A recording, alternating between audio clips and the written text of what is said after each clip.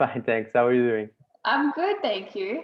Thank you for your time. Of course. Actually, I already interviewed you in New York before WrestleMania 35, so I've been your lucky charm that time. I Yes, you hope are for my you, lucky charm. I Lovely. hope for you this will be the same now. Yes. Well, in 2017, you made your SmackDown debut with Peyton attacking Charlotte Flair. Today, you are still at SmackDown. How much has the Blue roster changed in these almost 4 years? And how much have you changed? Oh, I mean, SmackDown has really, I wouldn't say changed, it's just evolved. And that's what I love about WWE. Everything's always evolving. We have such a great roster of superstars. You know, when the draft happens, we get to see this mix up and this shake up, and it makes, both brands, Raw and SmackDown, just full of changes and surprises. So it definitely has evolved over the past, 4 years or 3 or 4 years. For me personally, I think the biggest change for me is I'm by myself now. I'm no longer, a part of the Iconics. So that was the biggest change for me, in the past 6 months. So I've just been really enjoying this time where I can evolve and kind of change as a singles competitor. So it's been really, really exciting. SmackDown women's divisions is at the highest level. I mean, Bailey, Sasha Banks, Carmella, Bianca Belair, you, and many others. Other than you, who do you think is the best in this moment? Oh, that's like trying to get me to pick my favorite child. Oh, that's tough. That's tough. Because like you said, the SmackDown women's division it's so elite. Like we have the best women's division. It's stacked. It's completely stacked. I mean, when you're talking about the best, I feel like you have to reference the champion, the SmackDown women's champion, Sasha Banks. When you're talking about the best, she is the champion. So I would definitely have to say her, but the rest of the roster is just incredible. Like you mentioned, Bailey, Natalia, the Riot Squad, myself, Tamina, Carmella, Bianca Belair, we've got such a high standard. And that's really special to be a part of because it makes me want to be on their level, want to bring my A game to everything that I do. Instead of looking for a new tag team partner, have you ever thought about joining the fight for the title of Sasha? Oh, absolutely. Yes. It's interesting. I've just always been in a tag team. So I feel like I'm still trying to really go out there on my own. But absolutely. I mean, to be in the ring with Sasha Banks would be a dream come true. That would be a privilege to be in the ring with her. It's definitely in the back of my mind. I'm just going to see how things go. I've got to get the headshot and resume out to a couple of more people, put some feelers out there, as I say, and we'll see what happens. But absolutely, that's definitely, I feel like that's on everyone's mindset.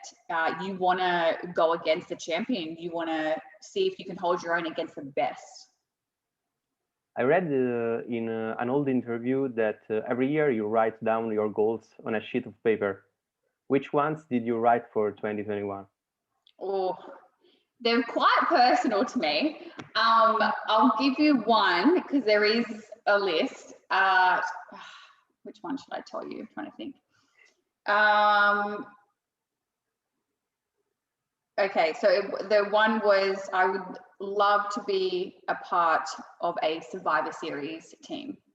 So SmackDown Survivor Series this year, that's one of my goals for 2021.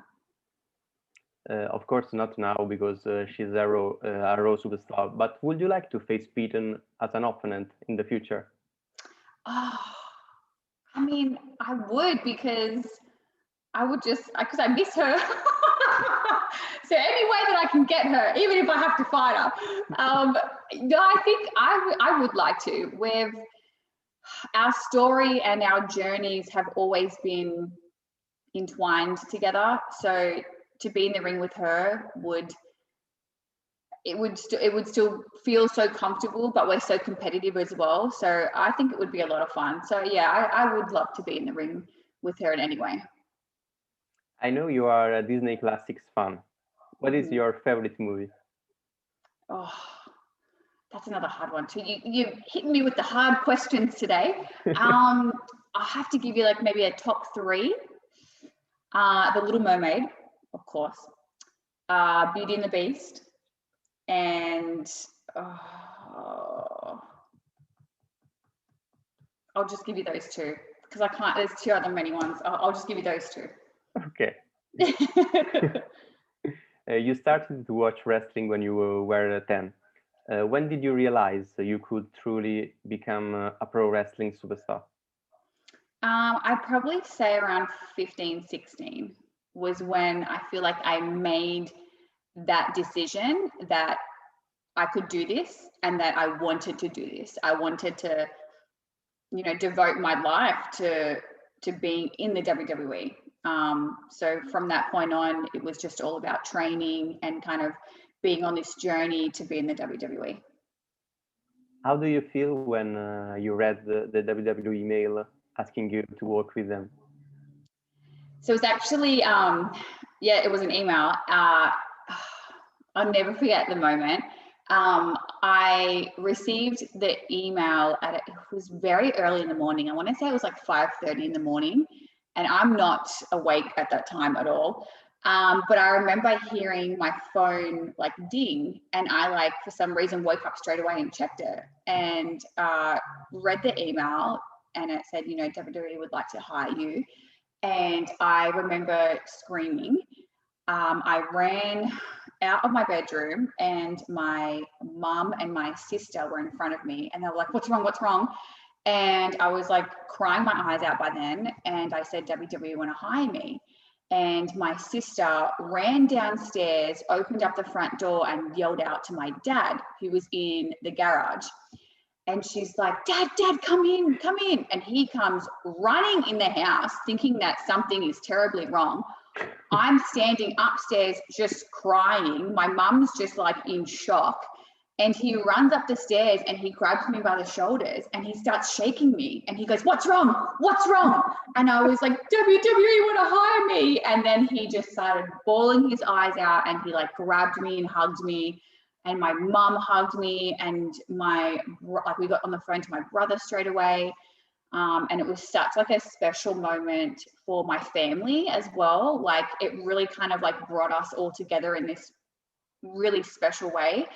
And then after that is when I called Peyton, and she had received the same email. So that was probably about 10 or 15 minutes later that we told each other the fantastic news. And what did your brother Jacob tell you when he heard that you would make your childhood dream come true? He was in disbelief. He was overrun with emotion, and he was very overwhelmed. He's always been like my protector in life, being a big brother, and he's just always been there for me. And for him, it was just so surreal because he was the one that got me into watching wrestling, and now I was going to leave and move to America to be in the WWE. So it was very surreal for him. And I just always go back to being that 10-year-old little girl watching it with my big brother. Like that's just the start of all of this and this crazy journey. And it's just been the best time ever. What would you have done if you had failed to become a WWE superstar? I don't know. I was always drawn to like entertainment. Like I always wanted to like be a performer. I want to say I would really be pursuing acting.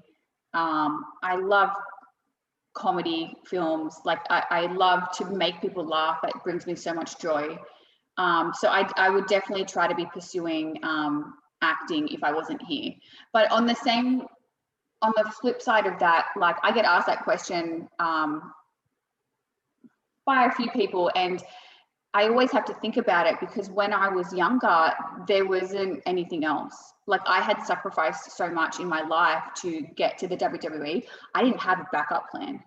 So only now that I'm like older, I was like, well, if I had to do something, it would probably be acting, just because I was always drawn to be an entertainer. At WrestleMania 35, you won the tag titles. You held them for 4 months, and then you ended up a bit in the background in the various storylines. How did you leave that period?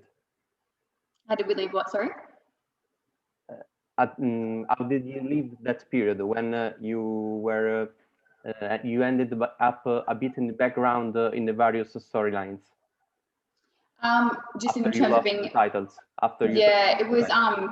I mean, that whole 4 months was just like so many highs and lows. It was such like an emotional roller coaster because, as you said, we won the women's tag team championships at WrestleMania. Like that, it doesn't like get any higher than that for someone's career, winning a championship at WrestleMania. So that was just like the biggest tick off the bucket list I could ever do. And then we were fortunate enough to be champions for the 4 months. And that was like Peyton and I's goal, was to always help pioneer the tag team division. So to be able to say that we were champions is just really something very special to us. I think we will be champions again. I hope in the near future that the Iconics can come back together and get another tag team title reign, but we will have to see about that. But yeah, it was so special, just being a champion in a division that we love so much. What is the difference between perform at NXT and in the main rosters, and which of the two atmospheres do you prefer? It is different. It's hard to put into words. I feel like it's just the atmosphere, if that makes sense. NXT is filmed in a smaller venue, and then when you go into the main roster, the arenas are just enormous, and there's thousands and thousands of fans, and you know it's live TV, and there's just it seems like it's just a bigger world out there. But you know, NXT has come so far since I have been there. They've, you know, really kind of stood out as its own brand. NXT is an incredible part of WWE. It is, you know, the third brand. It's very special. It's where I learned a lot about myself as a person and a performer. So I love my time in NXT. I've loved my time on Raw. I've loved my time on SmackDown. If I had to choose one, I feel like it's just where I am right now. I feel like I really enjoy and love being a part of the SmackDown show and the SmackDown Women's division, because right now I feel like I'm getting my groove in, and I'm really enjoying this experience. Thank you again for your time, Billie. I ask you just if you can say hello to your Italian fans.